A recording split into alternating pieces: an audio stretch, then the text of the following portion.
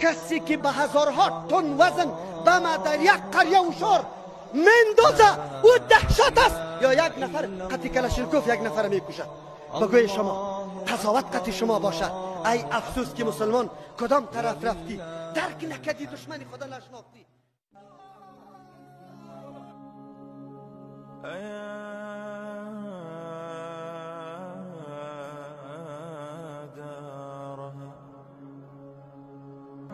اگر محبت با یهود و نصارا داشتی، به الله قسم اگر جنت بروی ببین. ایره بدانی جزء ایمانیت است. امروز کجاست؟ این ملت کجا سرگردان است؟ سردمدارای ممالک اسلامی دنبال روی کفار است. با اتحاد کفار یک جا میشه. به مای بزرگ سر افراد مظلوم و بیچاره، اطفال و زنا ریختانده میشه.